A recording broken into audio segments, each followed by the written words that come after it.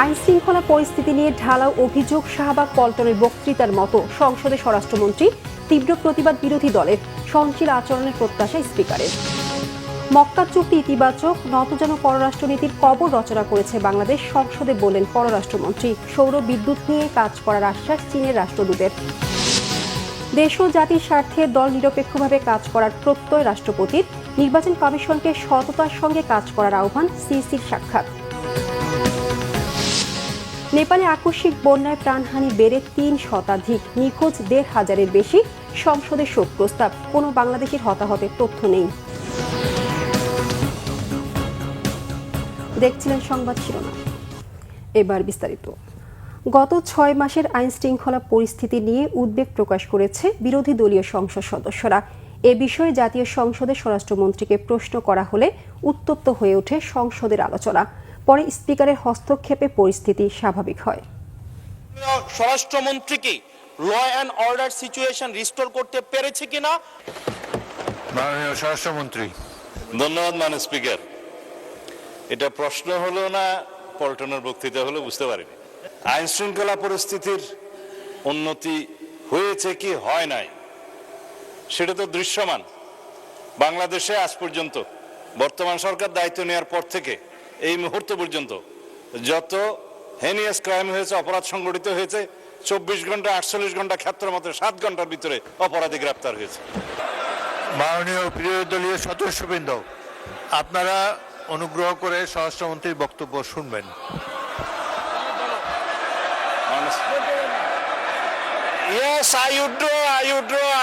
ঠিক আছে। সংসদ সদস্য এবং স্বরাষ্ট্রমন্ত্রীর প্রতি সম্মান রেখে বলতে চাই, আজকে নতুন করে তিনি এই শব্দগুলো উচ্চারণ করেন নাই। সংসদ অধিবেশন যেদিন থেকে বসা শুরু হয়েছে সেদিন থেকেই তিনি তুচ্ছ তাচ্ছিল্য করে সবাইকে বলেন। উনি নিজেকে কি মনে করেন আমি বুঝতে পারি না। এমনকি তিনি সেই দুঃসাহস এখানে দাঁড়িয়ে তিনি দেখিয়েছেন, তিনি বলেছেন যে এই সংসদে তিনি শিক্ষকের ভূমিকা পালন করবেন। আমরা তার ছাত্র হওয়ার জন্য এখানে আসি নাই মাননীয় স্পিকার। আমি আমার জ্ঞান বুদ্ধিমতো নিরপেক্ষভাবেই সংসদ পরিচালনা করার চেষ্টা করছি এবং আপনাদের সকলের চেয়ে অনেক অনেক বছর, ৪০ বছর এই সংসদে আছি। অতীতের সংসদগুলোর অনেক খারাপ রেকর্ড আছে। এই সংসদে, বাংলাদেশের সংসদে স্পিকারকে হত্যা পর্যন্ত করা হয়েছে। সুতরাং অতীতের দিকে তাকিয়ে আমি তো মনে করি একটি ভালো সংসদ আমরা পেয়েছি, জনগণের সঠিক নির্বাচনের মাধ্যমেই পেয়েছি। আপনারা উভয় পক্ষকে আমি ধৈর্য ধারণ করার জন্য অনুরোধ জানাবো। মক্কা প্রতিরক্ষা চুক্তিকে ইতিবাচক হিসেবে দেখছে বাংলাদেশ। যোগদানের বিষয়ে এখনও সিদ্ধান্ত হয়নি, সংসদে জানালেন পররাষ্ট্রমন্ত্রী ডক্টর খলিলুর রহমান। তিনি আরও বলেন, বাংলাদেশ আর কখনো কারো কাছে মাথা নত করবে না। নতজানু পররাষ্ট্রনীতির কবর রচনা করেছে। এই প্যাক্ট 3টি দেশের ভেতরে হয়েছে। আমরা এতে এই প্যাক্টটিকে ইতিবাচক হিসেবে দেখছি।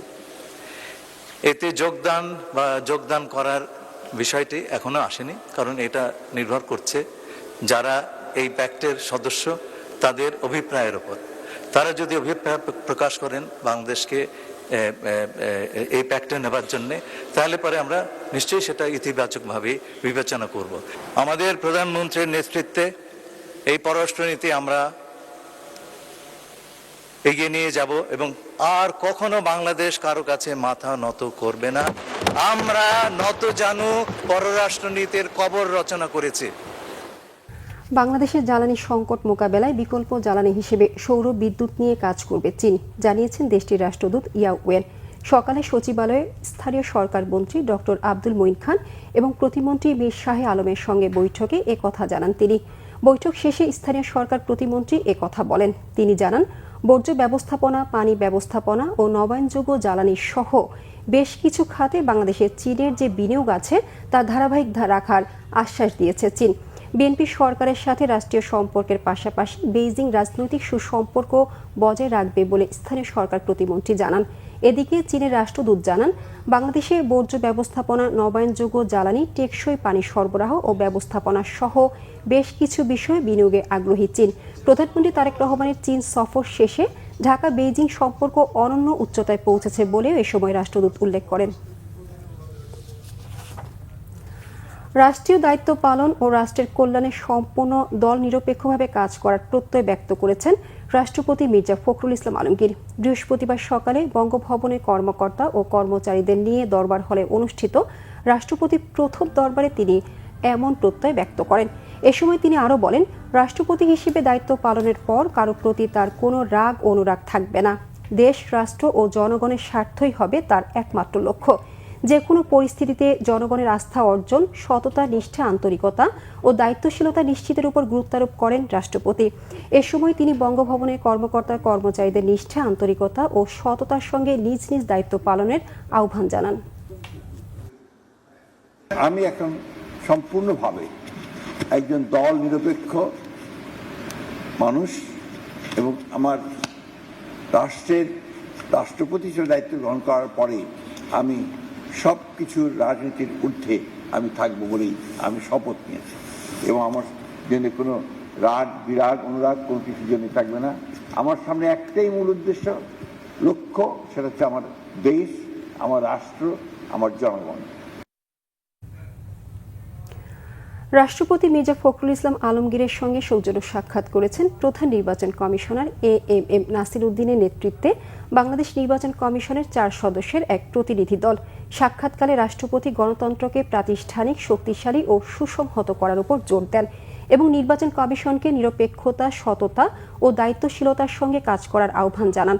এ সময় রাষ্ট্রপতি হিসেবে দায়িত্ব গ্রহণ করায় রাষ্ট্রপতি মির্জা ফখরুল ইসলাম আলমগীরকে আন্তরিক অভিনন্দন জানান প্রধান নির্বাচন কমিশনার। তিনি কমিশনের সার্বিক কার্যক্রম, বিশেষ করে ইউনিয়ন পরিষদ ও পৌরসভা নির্বাচনের প্রস্তুতি, NID সংশোধন, বিদেশে বসবাসরত বাংলাদেশিদের NID সেবা সহ বিভিন্ন বিষয়ে অগ্রগতি সম্পর্কে রাষ্ট্রপতিকে অবহিত করেন।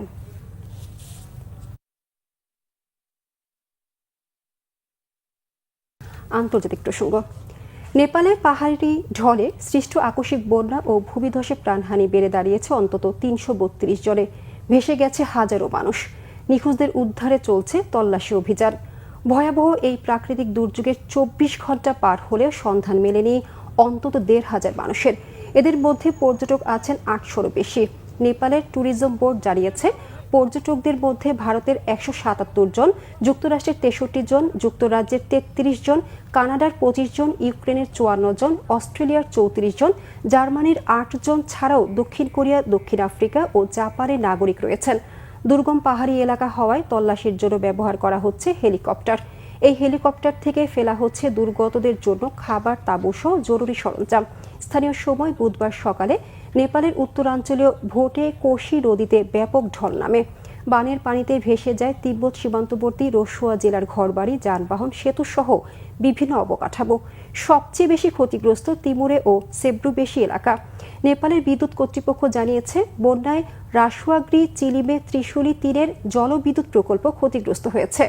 220 কিলো ভোল্ট বিদ্যুৎ উপকেন্দ্র এবং একাধিক সঞ্চালন ও বন্টন অবকাঠামো ক্ষতির মুখে পড়েছে। ক্ষতিগ্রস্ত এলাকাগুলোকে আগামী 3 মাসের জন্য দুর্গত অঞ্চল হিসেবে ঘোষণা করা হয়েছে। নেপালে প্রাণহানির ঘটনায় শোক জানিয়েছে বাংলাদেশ। ত্রয়োদশ জাতীয় সংসদের 3য় অধিবেশন শুরু হয়েছে। বৃহস্পতিবার বিকেল 3টায় পবিত্র কোরআন তেলাওয়াতের মাধ্যমে বৈঠকের কার্যক্রম শুরু হয়। শুরুতে উদ্বোধনী বক্তব্য দেন স্পিকার হাফিজউদ্দিন আহমদ বীর বিক্রম।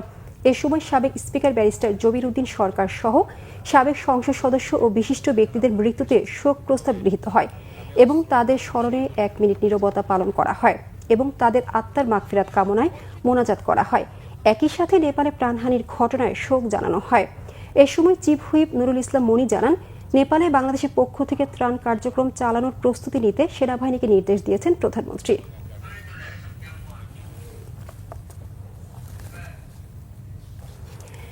এদিকে নেপালের কোনো বাংলাদেশি আটকে থাকার খবর পাওয়া যায়নি।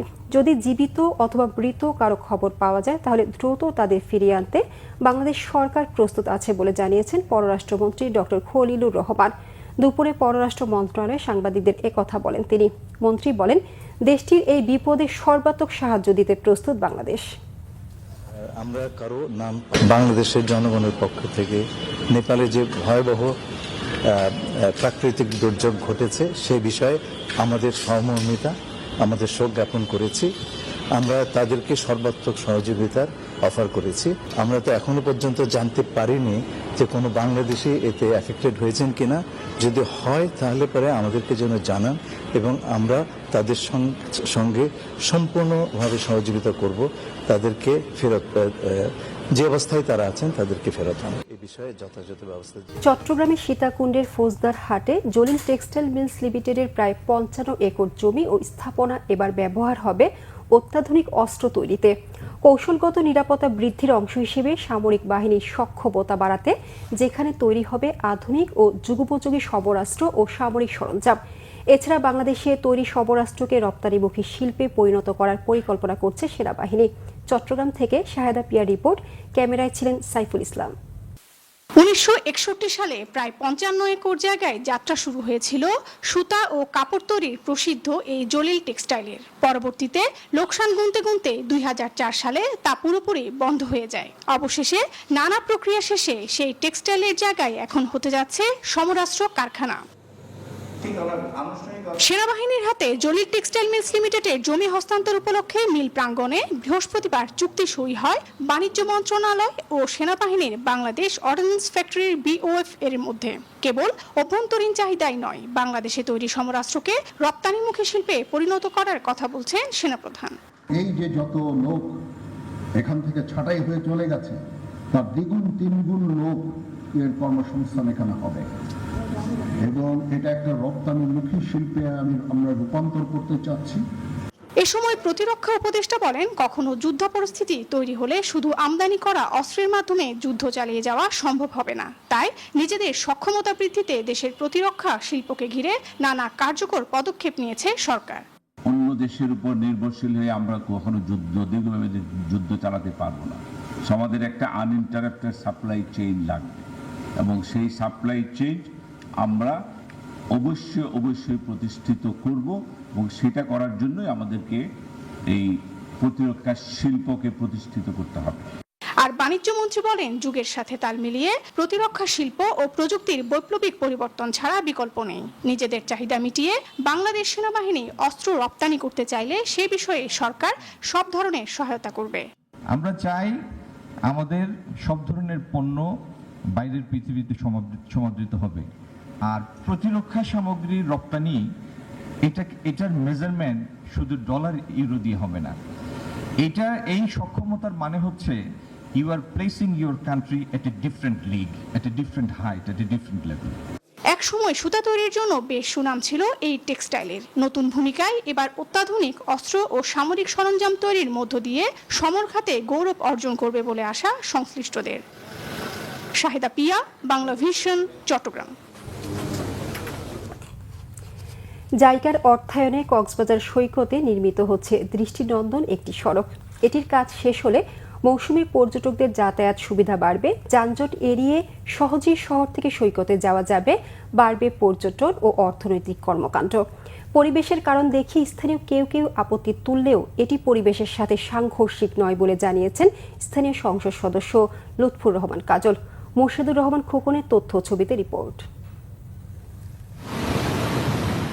কক্সবাজার সমুদ্র সৈকত ঘেঁষে জাপানের আন্তর্জাতিক সহযোগিতা সংস্থা জাইকার অর্থায়নে নির্মিত হচ্ছে 1.8 কিলোমিটার দীর্ঘ ও 28 মিটার প্রশস্ত একটি দৃষ্টিনন্দন সড়ক। সুগন্ধা পয়েন্ট থেকে কলাতলি হয়ে এটি সংযুক্ত হবে মেরিন ড্রাইভে। এতে কক্সবাজার থেকে ইনানি হয়ে টেকনাফে সহজে যাতায়াতের সুবিধা পাবে পর্যটক ও স্থানীয়রা। কলাতলি, হিমছড়ি, ইনানি থেকে যেসব লোক কক্সবাজার শহরে আসে, কোনো অ্যাম্বুলেন্স যদি আসে, তাহলে কোনো টুরিস্ট যদি সহজেই চলাচল করতে চায়, এই রাস্তাটার জন্য আমাদের অনেক উপকার আসবে এবং পর্যটকরাও অনেক বেশি উপকৃত হবে। প্রায় 64 কোটি টাকা ব্যয়ে নির্মাণাধীন গুরুত্বপূর্ণ এই সড়কটি বাস্তবায়ন করছে কক্সবাজার পৌরসভা। সড়কটি নির্মিত হলে স্থানীয় অর্থনৈতিক কর্মকাণ্ডে নতুন গতি সঞ্চারের পাশাপাশি শহর রক্ষা বাঁধ হিসেবেও এটি ভূমিকা রাখবে বলে আশা সংশ্লিষ্টদের। বিশেষজ্ঞরা জানান, অতীতে জিও ব্যাগ ফেলে সাগরের অনেক জায়গা নষ্ট হয়েছে। অতীতে অনেক বিরোধিতা করছেন, অনেক উন্নয়ন কর্মকাণ্ড আপনারা প্রতিবাদ করেছেন এবং প্রতিরোধ করেছেন, এটা বন্ধ করেছেন। এখন থেকে আসুন আমরা সবাই কক্সবাজারের উন্নয়নের জন্য ঐক্যবদ্ধ হই। এখন যে সড়কের অ্যালাইনমেন্টে যেটা দেখা গেল, এটা তো এখানে সমুদ্রে যাচ্ছে না রাস্তাটা, তার সাথে বলছে সমুদ্রের যে বর্তমান অবস্থান আছে তার সাথে সঙ্গতি রেখে এটাকে সৌন্দর্য বৃদ্ধি করা হচ্ছে। 1.2 কিলোমিটার সড়ক নির্মাণের জন্য প্রায় 64 কোটি টাকার টেন্ডার কিন্তু হয়েছে। কাজে ওই পরিমাণ কম্পোনেন্ট আমাকে ইঞ্জিনিয়ার সাহেবরা যে ডিজাইন দেখিয়েছেন ওইরকম ভাবেই সড়কটা তৈরি করা হচ্ছে যাতে সাগরের ভাঙন থেকে এটা রক্ষা করা যায়। এদিকে সড়কটির কাজ চলতি মাসের মাঝখানে শুরু করলে বাধার মুখে পড়েন ঠিকাদাররা। পরিবেশ বিপর্যয়ের কথা বলে স্থানীয় কিছু লোকজন নির্মাণ কাজে বাধা দিচ্ছে বলে অভিযোগ তাদের। তবে স্থানীয় সংসদ সদস্য লুৎফর রহমান কাজল নির্মাণাধীন সড়কটি পরিদর্শন করে এর নির্মাণ কাজের অগ্রগতি, পরিবেশগত বিষয় সহ ভবিষ্যৎ সম্ভাবনার কথা জানান। এটা ঘিরে অনেক মানুষের কর্মসংস্থান হবে এবং সরকারের রেভিনিউ, এই যেখানে হোটেল হবে, সরকারের রেভিনিউ, প্রত্যক্ষ কর, পরোক্ষ কর অনেক বেড়ে যাবে। যারা বিরোধিতা করছে তারা পৌরসভায় যাবেন, আপনারা ড্রয়িং ডিজাইনগুলো দেখবেন, ওনাদের ছাড়পত্র কি আছে দেখবেন। দৃষ্টিনন্দন সড়কটি নির্মিত হলে কক্সবাজারে পর্যটক আকর্ষণ বাড়বে, স্থানীয় অর্থনীতিতে নতুন সম্ভাবনা তৈরি হবে বলেও আশা সংশ্লিষ্টদের। Bangla vision news desk. দেশের বিভিন্ন জায়গায় আরো কিছু খবর নিয়ে এবার দেখুন একটি ডেস্ক রিপোর্ট। নানা আয়োজনে চুয়াডাঙ্গায় জাতীয় কবি কাজী নজরুল ইসলামের 50তম প্রয়াণ দিবস পালিত হয়েছে। এ উপলক্ষে কার্পাসডাঙ্গায় কবির স্মৃতি বিজড়িত আটচালাগড়ের সামনে তার প্রতিকৃতিতে ফুল দিয়ে শ্রদ্ধা নিবেদন করে উপজেলা প্রশাসন সহ বিভিন্ন সামাজিক সংগঠন। জাতীয় কবি কাজী নজরুল ইসলামের 50তম মৃত্যুবার্ষিকী উপলক্ষে খাগড়াছড়ির ক্ষুদ্র নৃগোষ্ঠী সাংস্কৃতিক ইনস্টিটিউটের উদ্যোগে বই প্রদর্শনী ও বৃক্ষরোপণ কর্মসূচি পালিত হয়েছে। কর্মসূচির উদ্বোধন করেন আন্তর্জাতিক মাতৃভাষা ইনস্টিটিউটের পরিচালক অধ্যাপক ডক্টর মোহাম্মদ আসাদুজ্জামান। রাঙামাটির পার্বত্য জেলা পরিষদের নবগঠিত চেয়ারম্যান দীপন তালুকদার এবং সদস্যদের অভ্যর্থনা জানানো হয়েছে। সকালে ঢাকা থেকে রাঙামাটিতে আসেন তারা। এ সময় সড়কের দুই পাশে দাঁড়িয়ে বিভিন্ন স্লোগান দিয়ে নতুন পরিষদকে স্বাগত জানানো হয়। নারী ও শিশুর প্রতি সহিংসতা, যৌতুক, বাল্যবিবাহ, মানব পাচার, মাদক ও ডেঙ্গু প্রতিরোধে সচেতনতা বাড়াতে ঝালকাঠিতে নারী সমাবেশ হয়েছে। সদর উপজেলা পরিষদ মিলনায়তনে এ সমাবেশ অনুষ্ঠিত হয়। শিশুদের চোখের নানাবিধ সমস্যা প্রতিরোধে অভিভাবকদের সচেতনতা এবং সময়মতো চিকিৎসা দেওয়া জরুরি। ময়মনসিংহে চক্ষু চিকিৎসায় পেশাগত মান উন্নয়নে সায়েন্টিফিক সেমিনারে বক্তারা এসব কথা বলেন। পটুয়াখালীতে শুরু হয়েছে বরিশাল রেঞ্জের আন্তজেলা ফুটবল টুর্নামেন্ট। পুলিশ লাইন্স মাঠে টুর্নামেন্টের উদ্বোধন করা হয়। অনুষ্ঠানে প্রধান অতিথি ছিলেন police super Mohammad Abu Yusuf. Rajshahi medical কলেজের নৈরাজ্য বন্ধ এবং দালাল চক্র উৎখাত করে চিকিৎসা বান্ধব নিরাপদ পরিবেশ নিশ্চিতের দাবিতে মানববন্ধন করেছে মহানগর ছাত্রদল। জরুরি বিভাগের সামনে এ মানববন্ধনের আয়োজন করা হয়। চাঁপাইনবাবগঞ্জের শিবগঞ্জে নিখোঁজের 5 দিন পর রুমন আলী নামে এক অটোরিকশা চালকের মরদেহ উদ্ধার করেছে পুলিশ। দুপুরে সংবাদ সম্মেলনে এসব তথ্য জানান পুলিশ সুপার গৌতম কুমার বিশ্বাস। খাগড়াছড়ির দিঘিনালায় বন্যা দুর্গত এলাকা পরিদর্শন করেছেন খাগড়াছড়ি পার্বত্য জেলা পরিষদের নবনিযুক্ত চেয়ারম্যান মনাসাই থোয়াই মারমা। এ সময় শিগগিরই বন্যা দুর্গতদের আর্থিক সহায়তার পাশাপাশি ক্ষতিগ্রস্ত ঘরবাড়ি মেরামতে সরকারের পক্ষ থেকে সহযোগিতার আশ্বাস দেন তিনি। Bangla vision news desk. এই ছিল এখনকার মতো। পরের সংবাদ সন্ধ্যা 7:30টায় দেখার আমন্ত্রণ রইল। এছাড়া বাংলা ভিশন সংবাদ ও সংবাদ সংশ্লিষ্ট অনুষ্ঠান দেখতে ভিজিট করুন www.bvnews24.com ও facebook.com/banglavisionnews এবং সাবস্ক্রাইব করুন youtube.com/banglavisionnews। ধন্যবাদ সবাইকে।